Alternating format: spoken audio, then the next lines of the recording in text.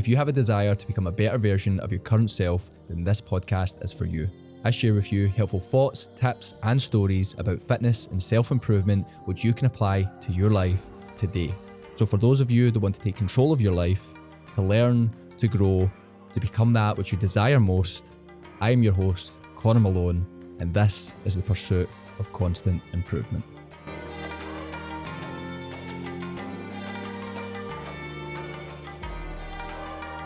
In today's episode, I'm going to be sharing with you some helpful and actionable tips which you can apply in your life today to help with fitness and self-improvement, to help benefit your mental health.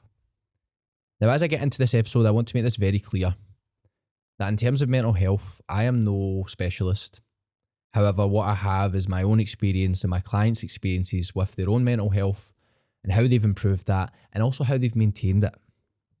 Because with this episode, I'm not looking to solve all mental health problems here. However, what I am looking to do is stress the importance of mental health, but not only improving it, but also maintaining it. Because in life, we always have this focus on going through life, and we don't often think about mental health until we're suffering from poor mental health. However, I want to really stress the point that can go in a click of a finger. It can disappear. So what we're going to do today is talk about ways in which you can not only improve that mental health, but you can also maintain it once it's there, because that is just as important. So I hope you find some valuable tips in this episode. I'm sure that you will, because like I said, I myself have used these tips, my clients have used these tips, and noticed profound benefits to our life. So yeah, this is going to be a good one. Working out regularly. Now this is a very simple one that most people would expect. But I'm going to explain a little bit why you should work out regularly. Because it's very simple to say, oh, well, let's exercise regularly because it improves our mental health. But how does it actually improve our mental health? Exercise improves our mental health in many different ways. It improves it in the short term by the release of hormones such as dopamine and endorphins. These are things that acutely or straight away they impact our mood. So this has been shown in even a 10-minute brisk walk. And there's quite a popular study. In fact, if you search on the internet, mental health benefits of exercise, you'll probably find this study at one of the top ones. And that's what it showed. It showed that even a 10-minute brisk walk can help with these release of endorphins, which then can improve our mental clarity, our focus, and help relieve anxiety. So by knowing these things, why don't we utilize it all the time? Well, that's because the thing is, when we have feelings of potential anxiety, depression, they act as barriers. Now, that could be towards exercise in this case. However, what I want to share with you is not the fact that when I say that exercise is going to profoundly impact your mental health, it doesn't mean that this needs to be a 1-hour high-intensity gym session. As I just mentioned, a brisk walk has a vast impact on your mental health. So utilize it. In the sense that there is no point throughout your life where you should not be exercising regularly. And when I say exercising regularly, I don't just mean resistance training or going to classes at your local gym or doing home workouts in your house. I just mean things like walking. Like literally walking. Exercise can be pretty much defined as anything that keeps the heart rate elevated for a sustained period of time. So that, for anybody, is walking. And when we do these things, our body starts to release these chemicals, these hormones that make us feel better. Because what happens is when we suffer from certain mental health conditions, we tend to obviously want to stay in one position. We don't want to do many things. And I get that. I honestly do. The last thing you want to think of is going to the gym and putting in a workout. But you need to understand it can be far more simple than just going to the gym. By making walking or any form of exercise a regular part of your routine and your lifestyle, you're going to leave yourself in a better position, for not only improving your mental health, but maintaining it. You truly are. So it's definitely one thing to think about in the sense that if you're not, maybe you exercise from time to time, but if it's not every week, if it is not consistently, implement it to your life and actually think after you've exercised. I mentioned this before. Record how you feel before, record how you feel after. Because if you let it go, maybe it's 6 hours after you went a walk or 6 hours after you've worked out and somebody says, did that make you feel better? You might think, oh, well, not really. That's because of how you feel now. You can't really think back to that time. So if you take note of how you feel before and how you feel after, I guarantee you will notice the difference. And that comes from that dopamine release and it comes from that endorphin release straight away. But obviously over a long period of time, we can start to notice other benefits as well, which aren't as acute. but that can come from feelings of accomplishment or obviously changing our body composition, which has a profound impact on loads of mental health conditions. Now, everything I've said is really put exercise in a pedestal, because to me it is a superpower. It is an anti-ager. It is a gem for mental health, for physical health. Now, one thing that Andrew Huberman says, I love this quote, and I didn't intend for this to be a quote. This is just from one of his podcasts. And it said, it's very hard to control the mind with the mind. So when your mind isn't where you want it to be, look to the body to shift the brain. Now, as I said earlier, when you're in these feelings of potential, maybe it's depression, maybe it's anxiety, the last thing you want to do is actually go to the gym. I do get that. I honestly do. However, you need to understand that attitude isn't going to change by doing nothing. That will change, however, once you actually put yourself in that uncomfortable situation, you exert yourself physically, which is what triggers that release of endorphins and then dopamine. That uncomfortability, that's what releases these, for example, endorphins are responses to pain. They're using the body to numb pain, and exercise can be a form of pain, a form of discomfort.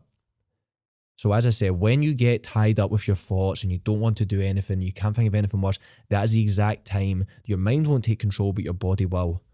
So utilize it, and then you'll get these effects from it. There's also effect, so that this is obviously a quote from Andrew Huberman, who's about today. There's a quote from a guy called Seneca, who was a philosopher, a Stoic philosopher from 2,000 years ago. And he has this quote where he says, "The body should be treated more rigorously, that it may not be disobedient to the mind." And what he's saying here is, if you don't exercise, if you're never doing anything like any training or anything like that, it will be disobedient to your mind, in the sense that you won't want to move, you won't want to do anything. However, once your body is strong and you have that ability, you feel more confident in your ability to exercise, your mind won't have as much of an impact. You'll actually be able to go out there and perform that exercise. So again, it may not be disobedient to the mind, because if you're in this position where you're really unhealthy, you're overweight and all these things, you are limited in what you can do physically. Whereas if you keep that and you treat the body rigorously, you'll be in a far better position to utilize it. Complete a negativity audit. That is next on our agenda. Now, what do I mean by that? An audit is, of course, when we look more deeply into things. In the terms of this, I want you to look at negativity. Now, that may be the last thing you want to spend more time doing, because that may be all that's filling your mind. However, negativity is, of course, what drags us back into bad habits and generally poor mental health states. So by removing those negative things in your life, you're less likely to be dragged back into those feelings of depression and anxiety. Now, by no means is this a quick fix, but this is something that will, in long term, help sustain and maintain your mental health.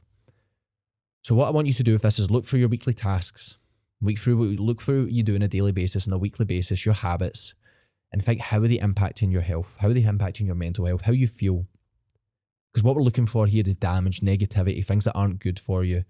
This could be people, because what we're doing here is we're removing toxicity. We're removing whatever toxic in your life there is. That's what we're looking to do with this negativity audit. So, for example, maybe you play games, maybe you play Xbox late at night, and when you come off Xbox, you feel bad because the people you're on playing with, they don't necessarily boost you. It's just you don't have anything else to do. But you could look at that and think, well, it affects my sleep. All I do after that is sit in my bed and I look at the ceiling and I have nothing good coming through my mind. Let's remove that. Let's work on that. That's one thing labelled already. Another thing could be from the food you eat. It could be from the people you spend time with. How do people make you feel? Analyse that. Because people, especially as we get older, past our teenage years, into our 20s, into our 30s, we just accept who we're friends with. Because we say, oh, well, I've been friends with so-and-so since high school. That is no reason why you should still be friends with them. If spending time with that person makes you feel bad or elevates your stress or anxiety, you need to remove that. You owe them nothing. If it destroys yourself, if it's at the peril of your mental health, you owe them nothing. So analyse that. Once you've spent time with people, say, how do you feel after? Because what should happen is when you spend time with friends, you should feel better afterwards. That should be your time to escape these feelings of overwhelm when you're spending time with these people. And you have an option with that.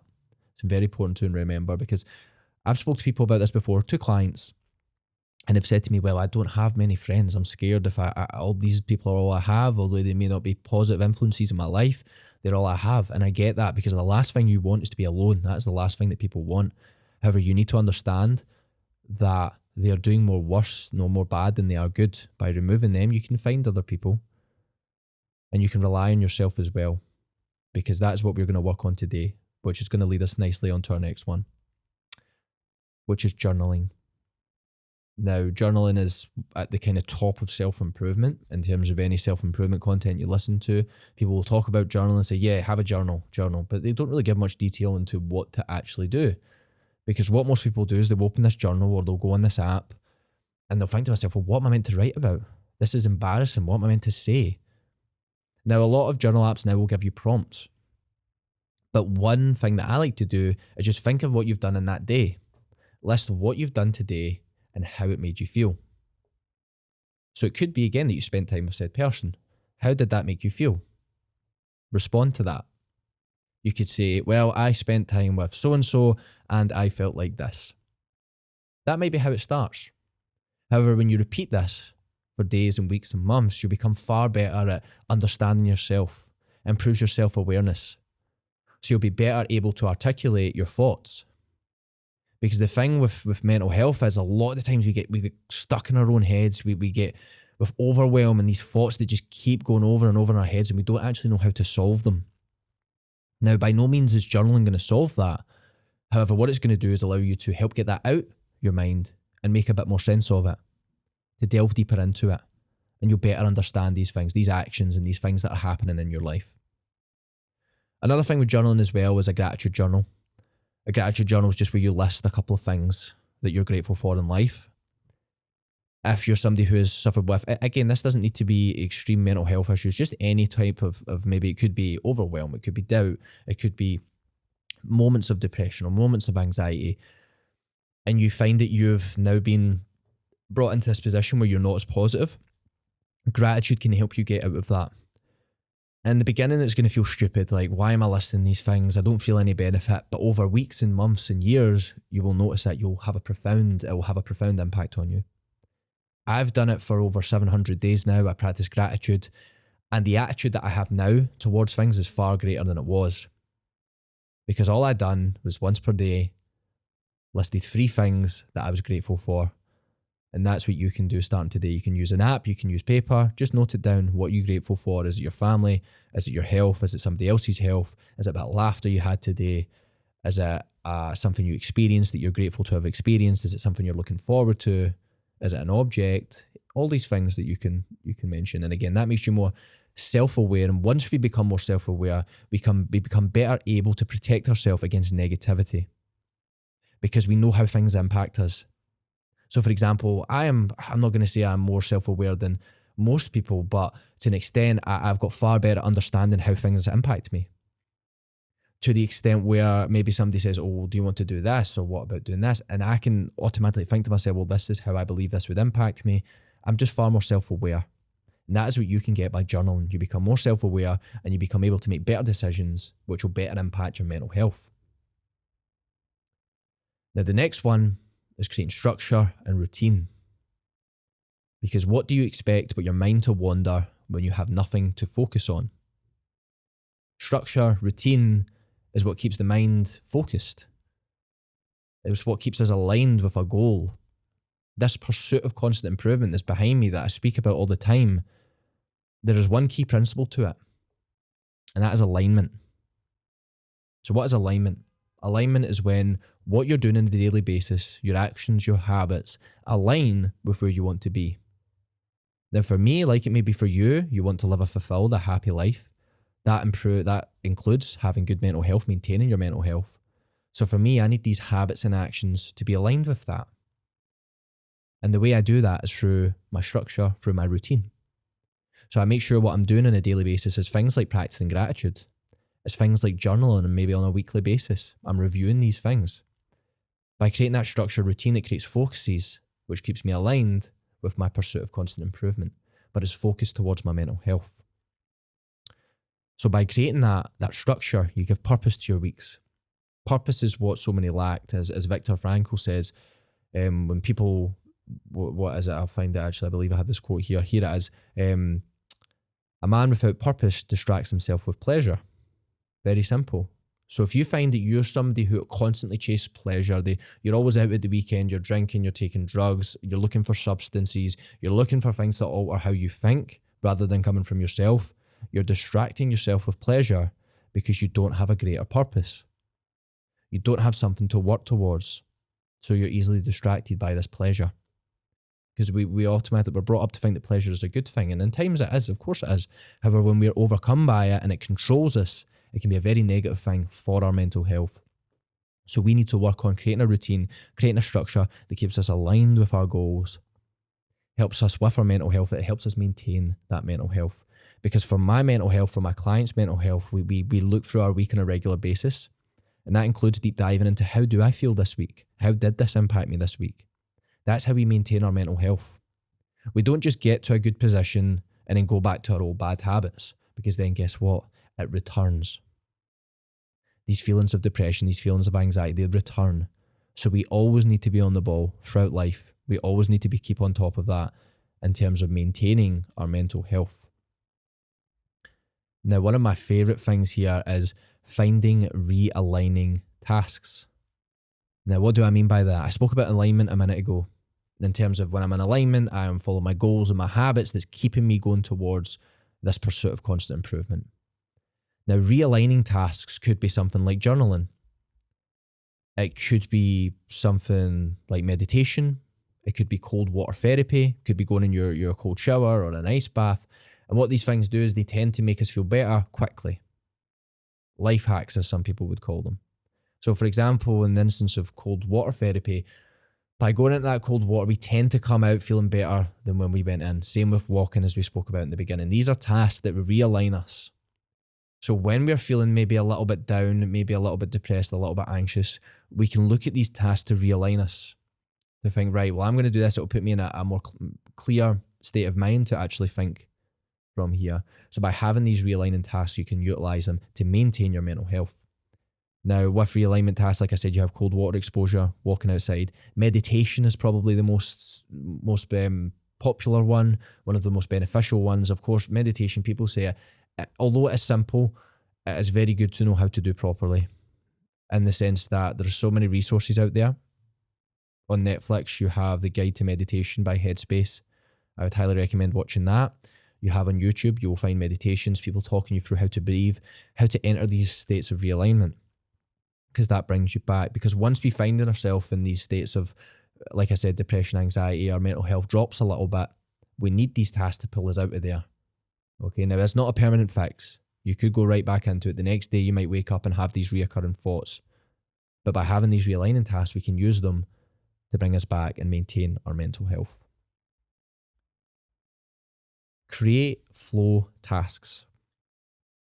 One of the most beneficial things in my life, throughout my entire life, has been flow tasks. Now, what do I mean by that? Flow is a state where, as humans, we lose track of time and we become completely absorbed in the task at hand. So our mind almost gets picked up and put on a shelf. It's as if we can't think. For example, for me, that was playing football. When I played football, I was so focused. I was enjoying it. I literally could not think of anything else other than the game of football. I was playing. I felt good. That could be anything for you. But if you've ever noticed this before, what is that task that you were doing where time just passed by? You weren't thinking about anything. That is a flow task. That brings you into that flow state. So by having, for example, football, I have reading for mine. Some people would have walking. Some people would have swimming. These are tasks that they'll just allow you to forget everything for maybe 15 minutes, 20 minutes, even up to an hour. But not only that, but they help clarify, they help clear the mind so we can think clearer. Because as I said, we tend to become overwhelmed as humans, especially when we're ambitious, we're on our own pursuit of constant improvement. However, these flow tasks can help empty the mind somewhat, and we can help realign ourselves and focus. So those flow tasks we can bring in, and that circles with alignment as well. That realigns you from there. Now, to finish with today, again, I want to make it clear, these are not permanent solutions. These are things that you can apply to your life today, actionable tips that can help you improve your mental health and realign you and bring you back to maintain your mental health. Because as I said in the beginning, this is just as important. When we're on this pursuit of constant improvement, our mental health comes first. It's so incredibly important.